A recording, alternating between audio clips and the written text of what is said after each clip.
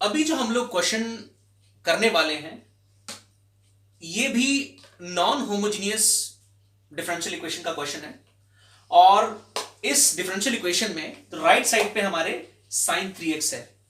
अब देखते हैं हम इसे कैसे सॉल्व करते हैं। सबसे पहले हम इसकी ऑक्सिलरी इक्वेशन देखते हैं। Therefore it's auxiliary equation is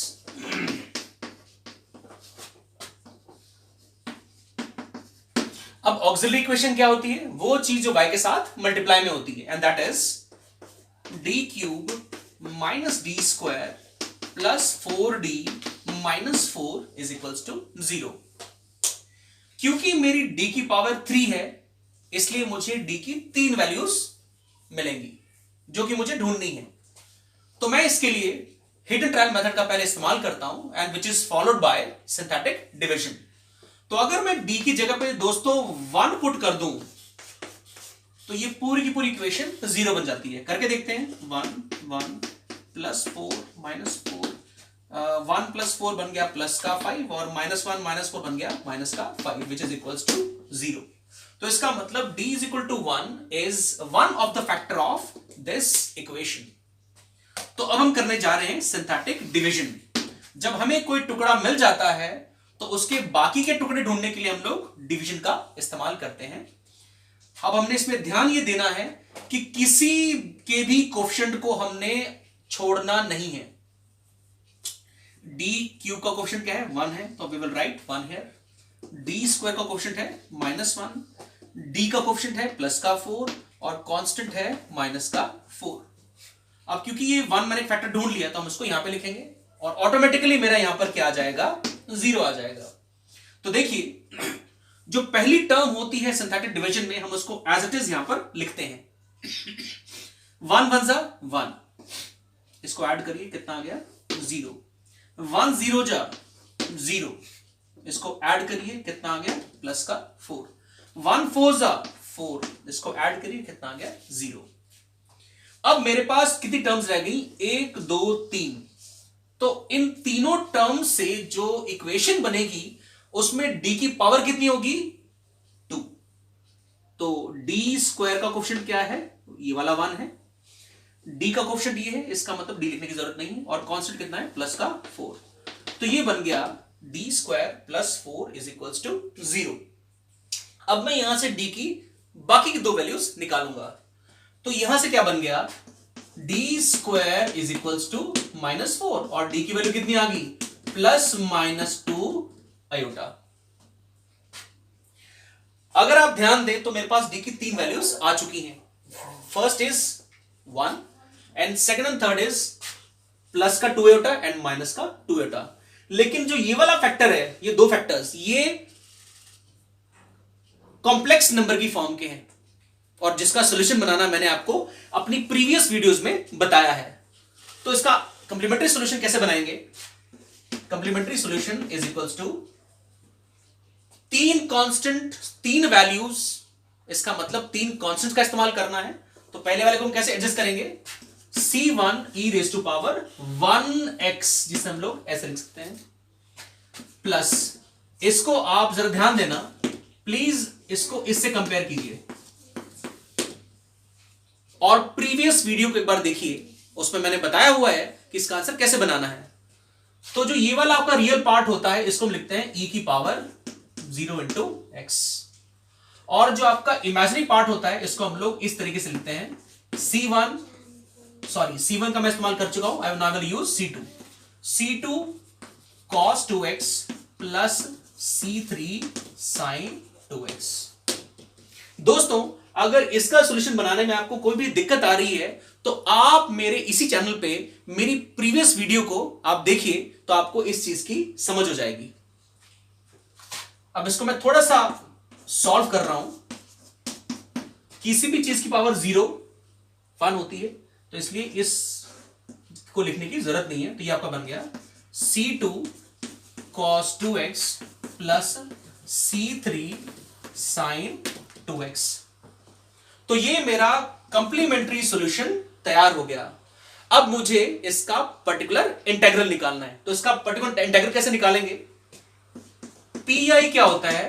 1 upon auxiliary equation into वो चीज जो इज इक्वल्स टू के उस तरफ है, and that is sin 3x। दोस्तों इस क्वेश्चन में एक बड़ी ही इंपॉर्टेंट चीज जो आपको ध्यान रखनी है कि ये जो मेथोडोलॉजी का मैं अभी इस्तेमाल करने जा रहा हूं, इसका इस्तेमाल तभी करना है जब आपके राइट साइड में या तो साइन का एंगल हो या कॉस का एंगल हो। इसके अलावा अगर tan का हो तो आपने उस पर ये वाली मेथोडोलॉजी इस्तेमाल नहीं करनी है।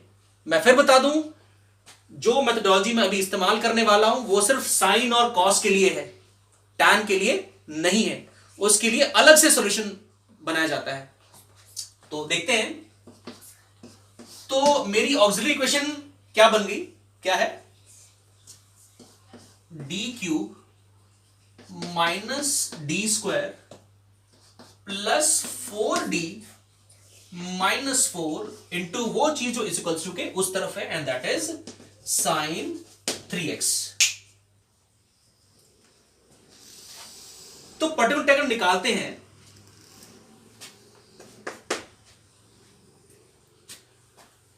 आपने नोटिस करना है कि साइन के अंदर जो एंगल दे रखा है उसमें x के साथ क्या चीज मल्टीप्लाई में है।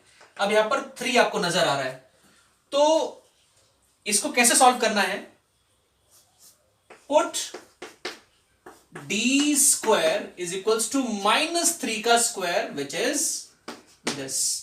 तो ये आपका बन गया माइनस का 9। कहने का भाव दोस्तों ये है कि साइन या कॉस बीच में जो भी x का कोफिशिएंट है आपने उसको माइनस करके उसका स्क्वायर करना है। अब क्योंकि यहां पर 3 था, अगर मान लीजिए 2 होता तो मैंने क्या लिखा होता, -2 का स्क्वायर विच इज 4, तो क्या बन जाता, -4। ध्यान देना है, मैंने -3 का होल स्क्वायर नहीं लिखा है, मैंने लिखा है -3 का स्क्वायर। तो आपने डी स्क्वायर की जगह क्या पुट करना है, -9। अब पुट कीजिए जरा, तो ये बन गया। अब यहां पे डी क्यूब है तो I can write -9d minus D square, I can write -9 मतलब +9 plus 4d minus 4 into sine 3x। अच्छा, अब इसे जरा सॉल्व करते हैं। माइनस का 9d और प्लस का 4d, ये आपका बन गया माइनस का 5d। 9 minus 4 which is plus का 5, तो ये बन गया आपका माइनस, नीचे बन गया -5d प्लस 5। अब आप इसमें से माइनस का 5 कॉमन बाहर निकाल सकते हैं, तो क्या बन जाएगा, अगर आप माइनस का 5 निकाल देंगे तो इधर बन जाएगा d और इधर बन जाएगा माइनस का 1। अब इस स्टेप के बाद हमने क्या करना है, मुझे d को खत्म करना है। तो मैं क्या करूंगा, d -1 यहां पर है ना, तो मैं इसको एज इट इज लिखूंगा यहां पर, और इसके उल्टे साइन से ऊपर और नीचे मल्टीप्लाई कर दूंगा। ये तरीका है इसको सॉल्व करने का। तो ये जो आपकी इक्वेशन है ये बन जाएगी -1/5 d + 1 upon d square -1 into sine 3x।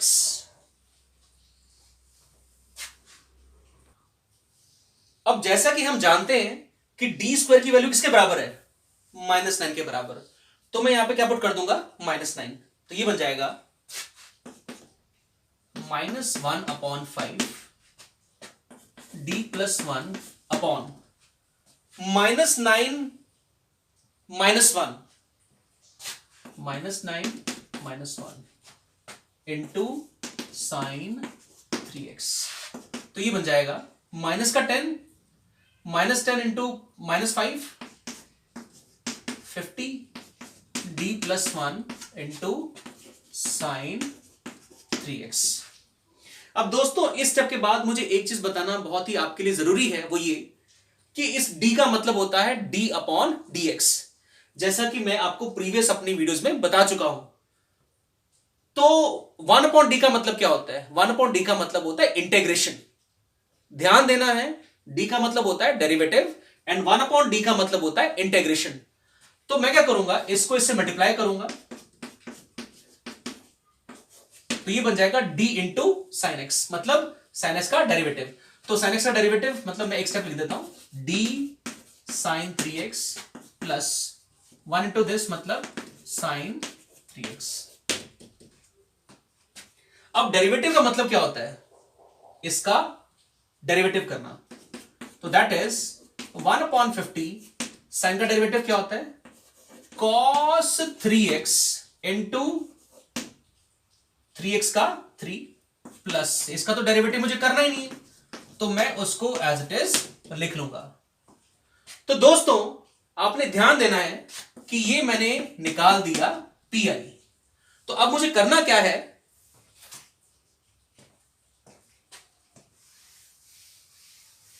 मुझे लिखना है इसका सॉल्यूशन। और इसका सॉल्यूशन क्या होता है? y इज इक्वल टू, क्योंकि ये नॉन होमोजीनियस डिफरेंशियल इक्वेशन है, तो y is equal to complementary solution plus particular integral. तो इस लोकेशन पे आप अपना कंप्लीमेंट्री सॉल्यूशन लिख दीजिए और इस लोकेशन पे आप अपना पर्टिकुलर इंटीग्रल लिख दीजिए, तो वो आपका आंसर आ गया। तो मैं इस स्टेप के ऊपर लिख देता हूं। तो therefore y is equal to, what is cs, यहां पे ऊपर लिखा हुआ है c1 e raise to power x plus c2 cos 2x plus c3 sin 2x, और साथ में प्लस 1 अपॉन 50 ब्रैकेट के अंदर 3 cross 3x plus sign 3x। तो दोस्तों इस तरीके से हम लोग डिफरेंशियल इक्वेशन का सॉल्यूशन तैयार करते हैं जब आपके इज इक्वल टू के उस तरफ साइन या कॉस का एंगल हो।